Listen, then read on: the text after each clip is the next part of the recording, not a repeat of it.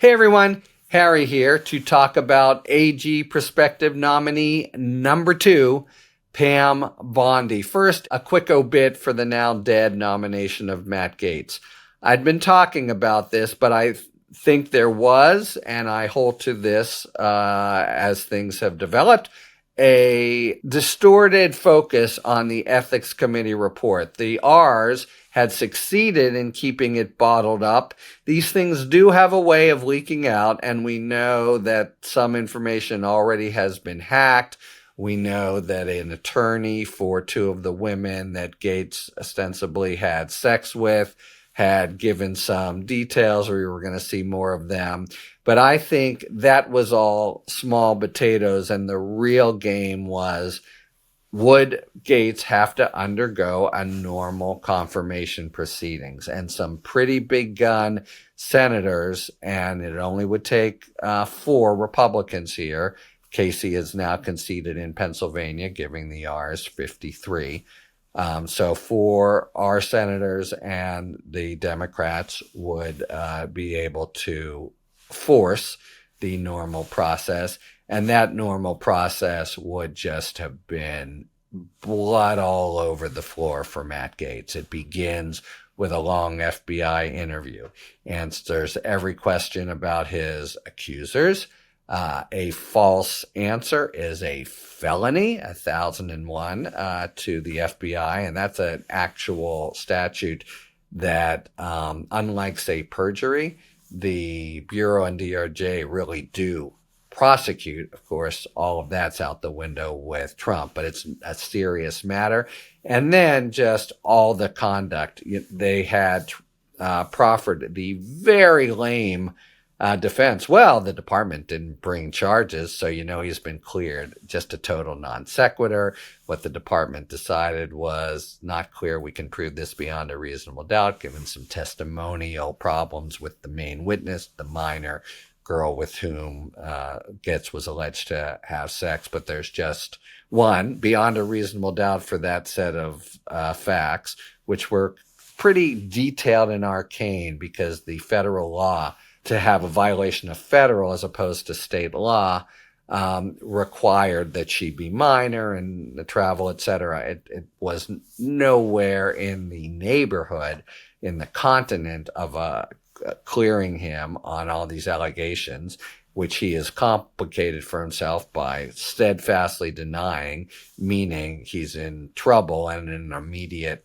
at least, Clarence Thomas, Brett Kavanaugh posture if things would come out of confirmation. But we have so much more that was going to come out just based on the allegations, or at least would have been broached.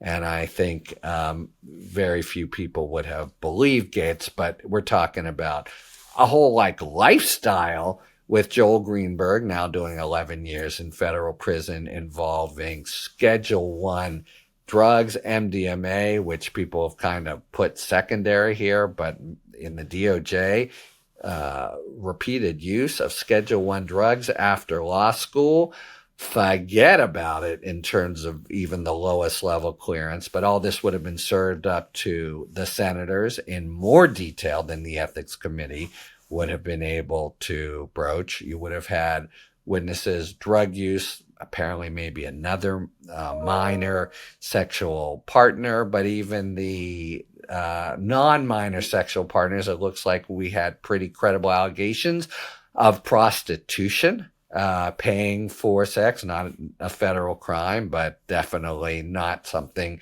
that you advertise for an attorney general, the highest law enforcement officer in the United States. So it would have been an unbelievable thicket, unnavigable, I think, for him, both of character flaws of the sort that have brought down other nominees. Some we've known about, some have been private and confidential. And of course, to complicate things, Gaetz seems to be the fairly despised, least liked member of the House, who's also kind of dumped on senators before. Also, all kinds of national security risks here. It might sound kind of tenuous, but really far, far less distinct risks are the stuff that get people bounced all the time. You've got since given his denials, all kinds of people who potentially could cause trouble for him, cause trouble for Trump, could come forward or could just say, give me this much money, or even worse, do this with the case, or I'm having a press conference tomorrow. All right. Anyway, from the start, I thought no way Gaetz could navigate that. So as long as the Republicans were sticking to the conventional process, he was toast. Leave aside everything about the Ethics Committee report. Okay, number 2, Pam Bondi. First thing to say, of course, is not the same skeletons, and Gaetz had a mansion full of skeletons. Bondi doesn't, and we're not aware of anything in the remote universe of what Gaetz would be alleged to have done. And for that reason, to give you the headline, I think she will be confirmed. But man, she is a very flawed candidate in her own right, because on the thing that has to matter the most in terms of whether the DOJ will be able to do its work without fear or favor, or whether, God forbid, and yet very possible, there's reprisal prosecutions, completely not just unfair, but an absolute kind of feature of the worst autocratic regimes. Think Alexander Navalny. Somebody like Bondi, who is still very much not just loyal, but a sycophant, I think, you have to be concerned of the DOJ that she will bend the law in his favor in a shameful way, and that, it still can make life difficult for the rank and file and the reputation for credibility of the DOJ, even though it's nowhere near Gaetz. I don't think this is what happened, but if you were really Machiavellian about it, you could say Gaetz is a sacrificial lamb that then permits Bondi to look very confirmable, when if she'd been forward in the first instance, she wouldn't be. But she's the kind of person you're going to hear Republicans say it is his entitlement to advance and to lead the DOJ. She has a credible resume. She's been a line prosecutor briefly. Then she mainly served in political positions as the AG of Florida. I think there's some whispers in Florida that she's no heavyweight, but that's not necessarily a job requirement. It would be nice, and it's certainly been the case for most AGs in the recent past, not the recent past, in the past 100 years anyway. And she's not that. Most of greatest concern by far, however, is her demonstrated ability to be a sycophant to Trump and to lie for Trump. There's really no sense mincing words. So first, there'll be 2 little snippets played again and again, I think. Both of them disquieting, but my best guess is neither of them mounting a serious argument for disqualification. The first is she's a lock it up champion. In 2016, and when there's one, she is clearly a political figure who's been involved with the Trump campaign in different ways, and actually part of his legal team in the first impeachment. That's not disqualifying, but it really shows how close she is to him, and it means that the entire brass of the DOJ now basically will be taken from this cadre of Trump attorneys who have, kind of earned their stripes by doing what the boss wanted. And one of those things was lock it up. I love that, I think is the quote, but she's at a rally, lock it up about Hillary Clinton, who's committed no crime, comes up.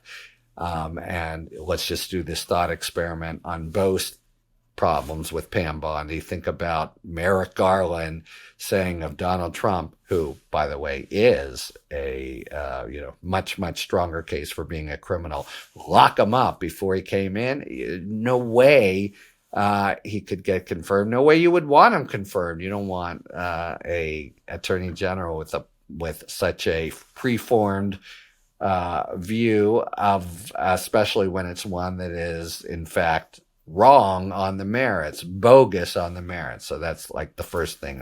She's a lock 'em up girl.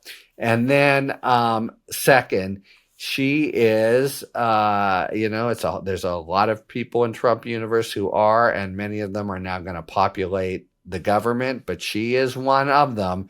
She's involved in election denial. She's in Pennsylvania, and she makes representations. They're not as crass and not as chronic as others, but she basically says there are flaws in the vote, and there just aren't. It's just, false, and she doesn't correct the record after.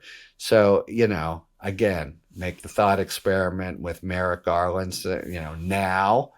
Let's say he were to stand up and talk about how Biden was cheated out of the election. It would be a black eye, a real stain on his reputation. And you just can't imagine doing it. So we have someone who you can not only imagine doing it, but who has done it.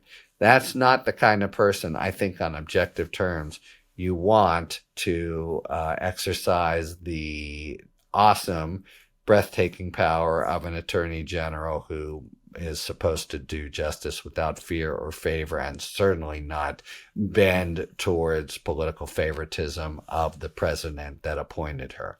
But that is what we're looking at. And I think that's probably what the DOJ and the country are going to have to swallow in Pam Bondi.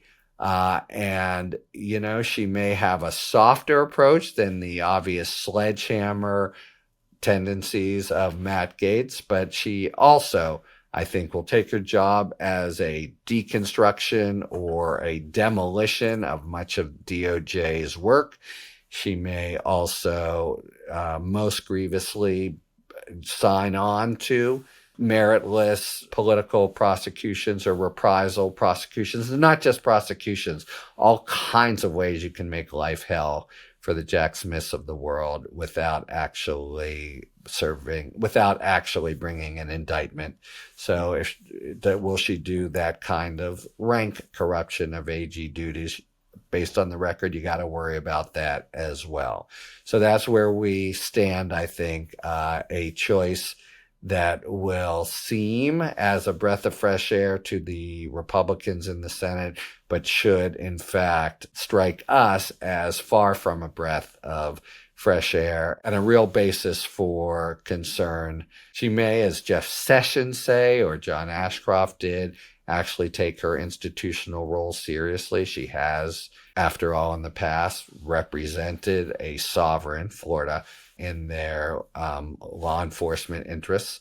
But at least on paper and on video, on the record, she's someone we have to receive with bated breath to see if she will be part of the authoritarian and vengeful project of Donald Trump. Talk to you later. Thanks for tuning in. If you enjoyed this video and other Talking Feds content, please take a second to like and subscribe. Talk to you later.